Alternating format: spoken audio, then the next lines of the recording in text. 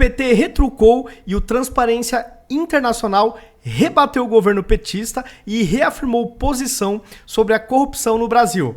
E isso também acaba sendo um recadinho para os ministros do STF também, que estão tentando relativizar o Transparência Internacional. Quero comentar também sobre jornalistas esquerdistas que foram em um evento em Cuba, no Hotel 5 Estrelas, discutir liberdade e fake news. Você quer coisa mais contraditória do que esquerdistas indo no país onde tem socialismo, o povo é miserável, eles vão no Hotel 5 Estrelas e vão discutir temas que dentro daquele regime opressor é o que mais ocorre. A ausência de liberdade e de fake news, já que o governo controla tudo, só publica o que ele quer e do jeito que ele quer. É muita hipocrisia, então vou repercutir também esse assunto. Quero falar sobre o Lula, que está numa tentativa inteligente de tentar queimar o filme do Tarcísio Freitas, governador de São Paulo, para com a direita, para com os conservadores. O Lula é um cara muito inteligente, isso a gente não pode negar. Ele é um político inteligente. E ele coloca o Tarcísio em condições, assim, constrangedoras. E o Tarcísio lá dava aquela risadinha meio sem graça. Só que ele se coloca nessa situação. Eu acho que o Tarcísio tem que ser mais ligeiro nesse sentido. Não vou me adiantar muito, daqui a pouco eu comento mais em detalhes e dou o play nas falas do Lula e no sorriso amarelo do Tarcísio Gomes. E aí também vou repercutir um tweet do Flávio Bolsonaro que colocou os pingos nos is em relação ao que o Lula tentou fazer com o Tarcísio. E para finalizar, eu quero comentar sobre uma reportagem da Veja que fala da tentativa do STF de controlar, monitorar pessoas que atacam a democracia. Então eu quero repercutir um pouco isso, porque para mim é um assunto preocupante, porque é muito vago. Cabe muita coisa ali dentro. O que é atacar uma democracia, por exemplo? Isso aí é vago demais. É subjetivo. Entende? Estes são os assuntos do vídeo de hoje. Se vocês já gostaram dessa pauta, deixem um like no vídeo para aumentar a relevância, para os algoritmos entenderem que o vídeo tem engajamento, as pessoas estão gostando. Assim as plataformas acabam entregando para um público maior o conteúdo. Compartilhem nas suas redes sociais, compartilhem também nos seus grupos de WhatsApp para a gente sair da bolha, né, e tentar converter aí algumas pessoas que ainda votam por equívoco no PT, para que pelo menos não cometam esse erro. Eles podem até continuar votando em algum outro partido da esquerda, mas não precisa ser no pior de todos, que é o Partido dos Trabalhadores. Entrando na pauta do vídeo de hoje. Transparência Internacional rebate o governo e mantém posição sobre corrupção no Brasil. Cara, isso aqui eu achei sensacional, porque não foi só o governo que criticou, que tentou dar uma lateralizada, uma relativizada. Mas aqui diz a reportagem: a Transparência Internacional respondeu às críticas de integrantes do governo sobre o ranking de corrupção produzido pela ONG. O levantamento revela que o Brasil perdeu 2 pontos no índice de percepção da corrupção em 2023, caindo 10 posições no ranking global. O país alcançou 36 pontos e passou a ocupar a posição 104 entre 180 países. Então olha como a gente está péssimo. De 180 países, a gente está na posição 104. Estamos assim, mais do meio dessa tabela. É uma coisa assim, vergonhosa, né? Vergonhosa. A resposta da Transparência Internacional, divulgada nas redes sociais, destaca que as instituições estão funcionando como sempre funcionaram, como afirmam integrantes do governo, mas questionou para quem elas realmente servem.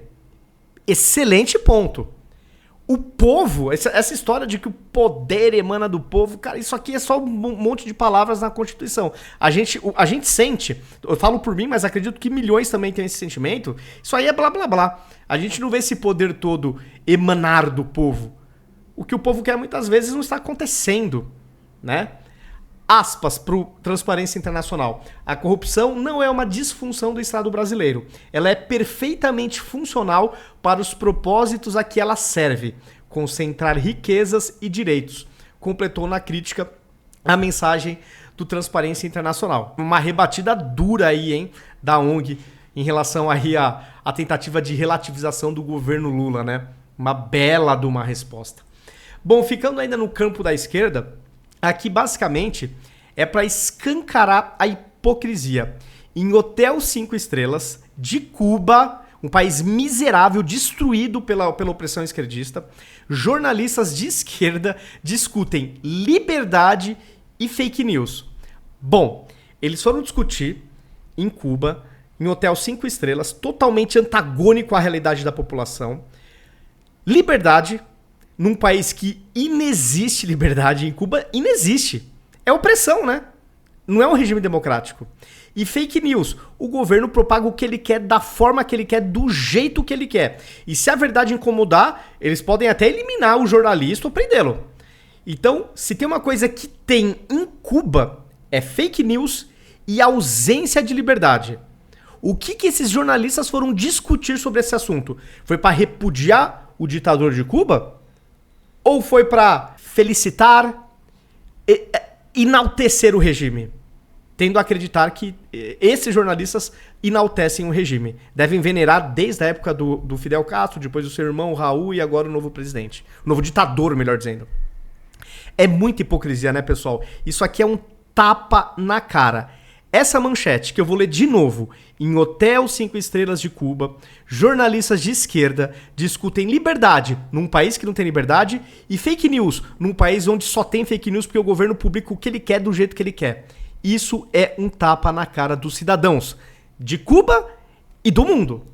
Porque é no mínimo surrar a nossa inteligência. É pressupor que a gente não tem nem sequer cérebro para conseguir raciocinar e ver que isso aqui é uma bizarrice. Enfim, pessoal. E aqui agora entrando no assunto do Lula, que está tentando queimar o filme do Tarcísio perante os conservadores, perante a direita. Em um evento que estava com a presença do governador aqui de São Paulo, do Tarcísio, o Lula começou a elogiar pra caramba o Tarcísio, falou que ele já trabalhou pra Dilma, que estranhou quando ele foi trabalhar pro Bolsonaro. Nitidamente, o Lula, que é muito inteligente, ele tá assim, botando em tensão o Tarcísio com a direita. Isso é nítido. O Tarcísio é sim uma peça forte aqui em São Paulo, ele vai partir pra uma reeleição e eu tenho a impressão que ele vai vencer fácil a reeleição. Obviamente, eu não vou aqui falar que o Tarcísio é um Bolsonaro. O Tarcísio na guerra cultural, enfim, eu acho que ele nem vê essa questão de guerra cultural. Ele não é aquele político da direita que vai bater de frente com o sistema. Não vai bater de frente com o que aí está. Principalmente na guerra cultural, que a esquerda está dominando. Tudo está sendo dominado. O Tarcísio não é esse perfil. Ele é mais aquele gestor muito eficiente. Foi um baita ministro do governo Bolsonaro. Só foi eleito porque teve as bênçãos. O Bolsonaro pediu voto para ele. Foi só por isso que ele foi eleito. Então ele é um cara bom. Ele é um cara técnico. Ele tem as suas virtudes. Mas de fato não é aquele candidato combativo da direita. Mas é um excelente nome. É um excelente nome. E o Lula, de bobo não tem nada, já tá tentando criar essa fricção. Então eu espero que a direita não caia nessa lorota. De novo, é claro que ele não é um Bolsonaro da vida. Não vai ter essa pegada mais aguerrida. Mas ainda assim, é um nome importante e que pode, em eleições, vencer a esquerda. O que também já é uma coisa excelente. Que ele não é aquele direitista, né, fervoroso, mas, meu, é sempre uma boa escolha. Votar no Tarcísio vai ser sempre uma boa opção. E eu acho que o Lula quer realmente queimar o filme pros conservadores, para os bolsonaristas. Vou dar aqui o play nas falas de Lula nesse evento que ele tentou nitidamente constranger o governador Tarcísio, que até ficou com aquela risada sem graça. Você viu que ele ficou constrangido. Mas ele aceitou, tipo, ele subiu lá, não falou nada. Então, falta também um pouco de malícia pro Tarcísio. Ele tem que ser mais ligeiro nessas horas também. É claro, eu entendo também que por ele ser muito pragmático e por ser governador de São Paulo, é claro que para ele não é inteligente ficar batendo de frente com o presidente da República, independentemente de qual seja o presidente. Porque ele vai precisar de concessões do governo federal para conseguir coisas aqui para São Paulo. Eu entendo essa questão.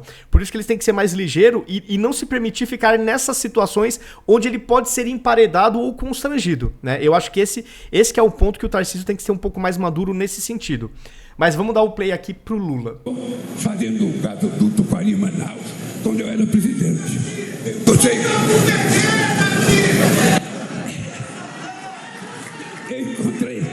Eu encontrei com o Tarcísio em Quari, no meio da Amazônia, trabalhando no gasoduto. Depois do Tarcísio trabalhou com a Dilma Rousseff. Olha a risada dele. Tem graça. Paciência, é uma opção dele. E depois ele ganhou de nós as eleições.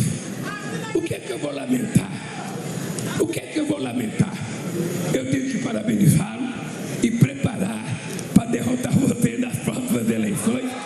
E enquanto a gente estiver governando, a gente trabalhar. Então é isso, né? O Lula tem muita habilidade, isso é inegável. Ele realmente colocou o Tarcísio numa situação constrangedora, né? Enfim, o Tarcísio ficou lá rindo sem graça, mas deu pra ver que ele tava constrangido. E daí o Flávio Bolsonaro fez uma publicação para comentar esse fato, e ele mandou muito bem. Elogiar ministros de Bolsonaro é fácil, difícil é elogiar ministros de Lula. Triste era quando Jair Bolsonaro era presidente. Ia a um estado governado pelo PT e tiravam até a PM de sua segurança. Olha que grave, galera. Quando o Bolsonaro ia num estado governado pela esquerda, o governador tirava a segurança do Bolsonaro, os PMs. E o Bolsonaro já tentaram tirar a vida dele, porque a esquerda é muito amor, é muita empatia. Né? Olha isso, olha como a esquerda enxerga o adversário. Não dá valor nenhum pro adversário. Uma irresponsabilidade. Lula deve ter uma inveja danada de o Tarcísio ser Bolsonaro. Não tenha dúvida. É por isso que, de maneira inteligente, o Lula deixou o Tarcísio nessa situação de fricção com a direita, com os bolsonaristas. Muitos estão indignados nas redes sociais. É só dar uma pesquisada rápido, ver os comentários. Então o Lula é inteligente. Ainda bem que um Bolsonaro, pelo menos, né, fez uma publicação para dar um respaldo aí pro Tarcísio. Mas o Tarcísio tem que ficar mais esperto também. Não dá para ele ficar caindo em situações desse tipo. Porque se começar a ficar recorrente, aí vai começar a pegar muito mal. Né? É isso. Bom, e para finalizar, pessoal, quero repercutir aqui essa matéria da Veja, que fala o seguinte: Moraes, TSE e Ministério atuarão contra quem faz discurso antidemocrático. Presidente do TSE abriu o ano judiciário da Corte com forte defesa à regulamentação das redes sociais. Lembrando que isso é competência exclusiva do Congresso Nacional, que foi eleito pelo povo e tem representação popular. Cabe ao judiciário cumprir a legislação que o Congresso escreve, que mantém atualizada. Ele não tem que legislar, nem desrespeitar, nem afrontar o arcabouço legal brasileiro. Isso é competência do Congresso Nacional. Mas uma coisa que me preocupa aqui é o seguinte, que eles vão atuar contra quem faz discurso antidemocrático. O que é um discurso antidemocrático? Isso é muito vago. Isso é absurdamente... Está em aberto. E aí você pode correr risco de arbítrios.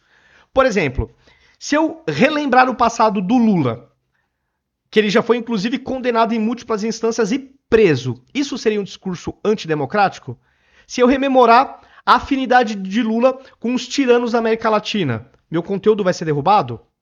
Se eu falar que o Lula defende o aborto, que tem diversas entrevistas dele e vídeos também ele falando desse assunto, vai ser antidemocrático? Eu tô colocando esses pontos porque nas eleições, nas últimas eleições presidenciais, o TSE estava derrubando vários conteúdos nesse sentido, quando a gente relembrava coisas do Lula. O conteúdo era derrubado, alguns perfis eram derrubados. Se o cidadão sugerir melhorias naquela maquininha lá que capta os votos, melhoria, não tá nem colocando em xeque, mas se ele sugerir melhorias, aperfeiçoamentos, isso vai ser considerado um discurso antidemocrático? Criticar integrantes de poderes. Integrantes, não o poder em si. Isso também vai ser considerado discurso antidemocrático? Criticar integrantes visando melhorar aquele poder? Como que isso vai ser interpretado?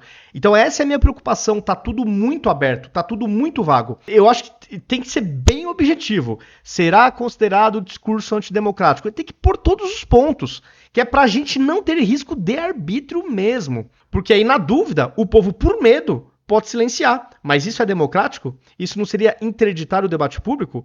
A gente tem que saber com clareza plena. Isso pode, isso não pode, isso não pode, isso pode. A gente tem que saber. Porque senão senão a gente vai ser derrubado e não vai saber nenhum motivo. De repente você acorda lá, um dia tá o perfil derrubado. Tá, por quê? A gente não vai saber. Vai ser difícil a gente aprender com o erro para não errar de novo, se a gente não souber o que vai ser considerado um crime, de forma objetiva, de forma clara, sem interpretação, sem margem para dúvidas. Não sei se vocês concordam comigo, pessoal. Bom, é isso. Estes foram os assuntos do vídeo de hoje. Reforço que se vocês gostaram da pauta, deixem um like para o conteúdo chegar para mais pessoas, compartilhem nas suas redes sociais, compartilhem nos seus grupos de WhatsApp para a gente sair da bolha. Comentem se vocês concordam com as minhas observações dos assuntos que eu tratei no vídeo de hoje. Verifiquem também se vocês estão inscritos, seguem inscritos em todas as minhas redes sociais. Verifiquem também se as notificações estão ativas e até o próximo vídeo.